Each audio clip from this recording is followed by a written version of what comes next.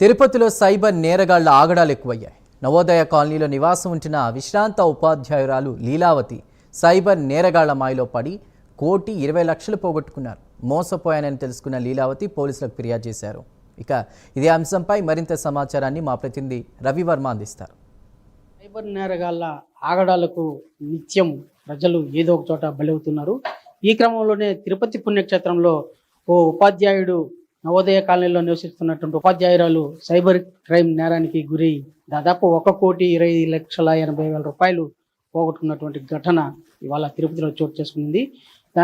మోసపోయినాము అని తెలిసిన పెద్దప పోలీసును ఆశ్రయించి తమకు న్యాయం చేయాలని చెప్పి విన్నవించుకోవడం ఎంతవరకు సబబు అని చెప్పేసి ఆలోచించాలి. దీని పట్ల పోలీస్ అధికారులు సైతం దాని పట్ల అవేర్నెస్ కల్పిస్తున్నా కూడా ప్రజల్లో మరింత అవగాహన కలగాల్సిన అవసరం ఉందని చెప్పేసి సూచిస్తున్నారు.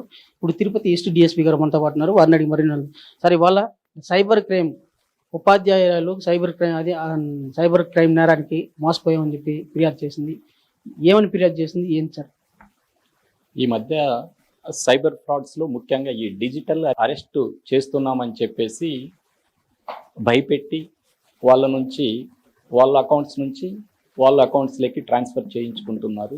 ఈ విషయంలో ఎప్పటికప్పుడు మా పోలీస్ డిపార్ట్మెంట్ తరఫున ప్రజలని అప్రమత్తం చేస్తున్నాము. అయినా కానీ ఇంకా కొంతమంది మోసపోతున్నారు. ముఖ్యంగా ఈ డిజిటల్ అరెస్ట్ అనేది పూర్తిగా ఫాల్స్. డిజిటల్ అరెస్ట్ అనేది ఎక్కడ చట్టంలో లేదు. ఏదైనా ఉంటే లోకల్ పోలీస్ ఏదైనా తప్పు చేస్తే లోకల్ పోలీస్ కేసు రిజిస్టర్ చేస్తారు. అంతేకాని డిజిటల్ అరెస్ట్ అనేది చట్టంలో ఎక్కడా లేదు. కాబట్టి మీకు ఏదైనా కాల్స్ వచ్చినా డిజిటల్ అరెస్ట్ అని దాన్ని ఇగ్నోర్ చేయండి. దానికి భయపడాల్సిన అవసరం లేదు.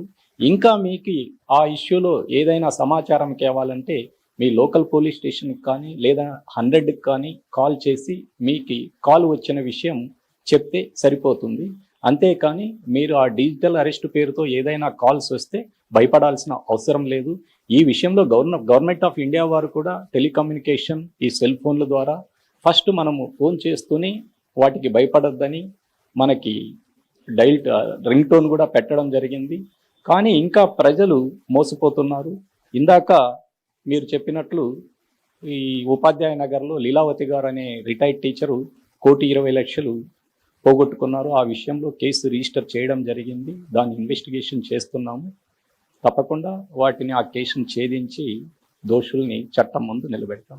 సార్, ముఖ్యంగా ఈ సైబర్ నేరాల్లో అంటే వ్యక్తిగతంగా ప్రతి వ్యక్తికి వ్యక్తిగతాలు ఉంటాయి. అంటే ఆధార్ కార్డు అని ప్లస్ బ్యాంకు అకౌంట్స్ అని వీటి మీద సైబర్ నేరస్తులు వాటిని ఆసరాగా తీసుకొని బ్లేమ్ చేయడం ఎట్లా భావించాలి? దీన్ని ప్రతి ఒక్కరు ఇప్పుడు ఎవరైనా మీ ఆధార్ కార్డు ఇంకొకరు వాడారంటే దానికి ఎవరైనా కూడా హర్ట్ అవుతారు.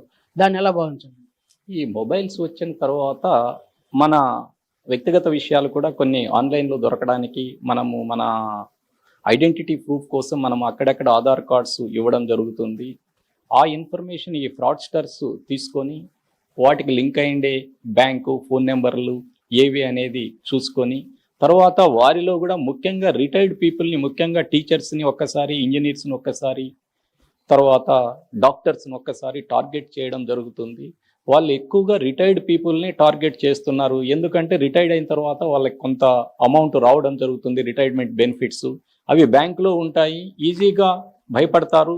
వాళ్ళ దగ్గర డబ్బు కూడా అవైలబుల్ ఉంటుంది. కాబట్టి ఆ స్పాన్ ఆఫ్ మినిట్లో వాళ్ళు ట్రాన్స్ఫర్ చేసేద్దామా అనే విధంగా వాళ్ళు సైకలాజికల్గా వాళ్ళ మీద ప్రెజర్ తెచ్చి ట్రాన్స్ఫర్ చేయించుకుంటున్నారు.